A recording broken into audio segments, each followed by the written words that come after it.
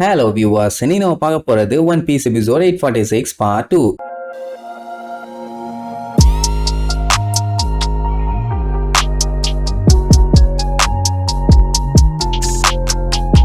Open பண்ணா chopper சப்மரீன்ல இருந்த cream எல்லாத்தையுமே நல்லா வளைச்சு சாப்பிட்டுட்டான்னு வைங்க. அப்புறம் என்ன ஜம்முன்னு கிளம்பிட்டாங்க. பஞ்சாயத்தே இல்லாம போற ஒரே ஆள் இவங்க தான். என்ன இதுக்கப்புறம் இருக்கும் அப்படி போயிட்டு இருக்கும் போது கூட சாப்பர் அவன் மேல ஊட்டிட்டு இருக்க கிரீம் எல்லாம் வளைச்சு நக்கிட்டு இருப்பான். அந்த கண்ட்ரோல் பண்ற வீலு தான் கண்ணா பின்னு சுத்திட்டு இருக்குது. ஒழுங்கா ஓட்டவே முடியல. கிரீம் பட்ட உடனே வலுன்னு ஆயிடுச்சு. அப்படி போகும்போது சாப்பர் அது என்ன மெருமைடான்னு கேப்பான். உடனே நம்மளுக்கு ஆர்வம் எது கடல் கண்ணியா நெம்ப அழகா இருப்பான் இல்லன்னு. ஆனா போறது அது இல்ல. யார் எங்க இருக்காங்கன்னு சிக்னல் கொடுக்குதே அந்த மீன் தான். சாப்பர் வா அதுக்கிட்ட போய் என்னன்னு பாக்கலாமா. ஆனா ப்ரூக்கு சுத்தமா புரியல. மேர்மேடுன்னு ஆசைப்பட்டு கடைசியில ஏமாந்துட்டால. அதனால போலான்னு சொல்லிட்டு ஆப்போசிட்ல பாப்பானுங்க. செம ஷாக்கு. என்னடான்னு பார்த்தா புலியோட மூஞ்ச வச்சுக்கிட்டு ஒரு பெரிய மீன் ஆத்தாடி நம்ம நிம்மதியா இருக்கிறது பிடிக்கல போலன்னு அடிச்சு பிடிச்சாங்கிறது எஸ்கேப் ஆயிருவாங்க. அப்படியே கட் பண்ணா இங்க காட்டுக்குள்ள சண்டை ஸ்டார்ட் ஆயிருச்சு. வேற லெவல்ல சண்டை போகுதுன்னு வைங்க. கூட அந்த ஃபாரஸ்ட்டுமே சேர்ந்து சப்போர்ட் பண்றதுனால கொஞ்சம் டஃப் கொடுக்குற மாதிரி தான் இருக்கும். ஆனா அவங்க எல்லாருமே பொடுசுங்க தானே. நம்ம ஆளுகளுக்கு ஈக்குவலா சண்டை போட முடியாது. அதனால அவங்க ஸ்டைல விளையாண்டு தள்ளுவாங்க. கேரட் கண்ணை மூடி விட்டு சாக்க கொடுப்பா.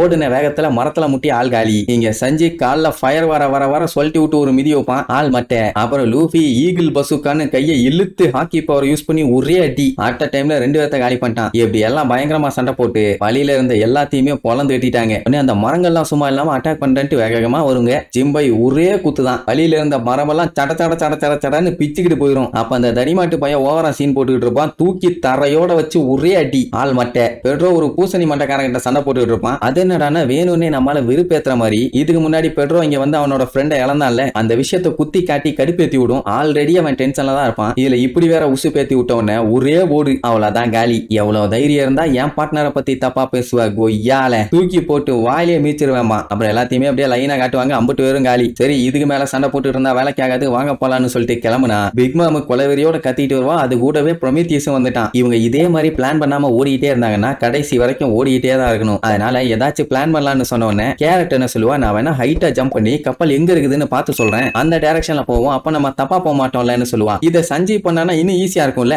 பரவாயில்ல கேரட் பண்றான்டா. மேல ஏறன்னு சொல்லிட்டு மரத்து மேல காலை வச்சு ஜம்ப் பண்ணா அந்த மரம் ஒரே அடி அடிச்சு அவளை கீழே தள்ளி விட்டுரும். ஏன்னா இப்ப இங்க இருக்க மரம் எல்லாமே இவங்களுக்கு எனிமி. மேல போக விடவே விடாது. பெட்ரோ பார்த்துட்டு இதுங்க ஓவரா தான் ஆட்டம் போட்டுட்டு இருக்குதுங்க, விட்டுங்க நான் பாத்துக்கிறேன்னு சொல்லி சும்மா கத்திய வச்சு 4 ஓடு போட்டு ஒரு ஜம்ப் சல்லுன்னு மரத்துக்கு மேல போயிட்டான். அப்பதான் ஒரு பெரிய ட்விஸ்டே. என்னன்னா இவங்க ஸ்ட்ரெயிட்டா போறோம்னு சொல்லிட்டு போயிட்டே இருந்தாங்கல்ல, கடைசியில பார்த்தா இவங்க லெஃப்ட் சைடுல கப்பல் இருக்குது. அப்படின்னா இவங்க இப்படியே போயிட்டு இருந்தாங்கன்னா மறுபடியும் வந்த வழியிலேயே தான் போயிருப்பாங்க. சோ மேல இருந்து அவன் கைட் பண்றதுனால இனிமேட்டு கரெக்டான ரூட்ல போவாங்க, எஸ்கேப் ஆறது ஈஸி அப்படின்னு நம்பி ஓடுனாங்க. ஆனா பிக் மாம் அவளோட கத்தியை வச்சுட்டு ஒரு சொல்லிட்டு வா. நல்ல வேலை ஜிம்பை அத்தனை பேத்தையும் குனிய வச்சு காப்பாத்திடுவான். இல்லன்னா தலை தனியா பாடி தனியா வந்திருக்கும். அங்க இருக்க மரம் அது இதுன்னு எல்லாம் பிச்சுக்கிட்டு போகும். அதோட விடல மறுபடியும் அப்படி இப்படின்னு அட்டாக் பண்ணிட்டே இருப்பா. ஒவ்வொரு அட்டாக்லயும் எஸ்கேப் ஆறதுக்குள்ள படாத பாடுபடுவாங்க. அந்த சன் வேற ஒரு சைடு வந்து லாக் பண்ணிருமா. இந்த பக்கம் பிக் மாம், அந்த பக்கம் சூரியன், நடுவுல வேற இப்ப தொக்கா மாட்டிட்டாங்க. என்ன பண்ணலான்னு பதறிட்டு இருக்கும் போது இந்த ஜூயஸ் என்ன பண்ணும், வெதரை கிரியேட் பண்ற நம்ம நமி ஒண்ணு வச்சிருப்பாளே அதை மொத்தமா அது சாப்பிட்டுரும். அவ்வளவுதான். வாவ் யம்மின்னு சொல்லி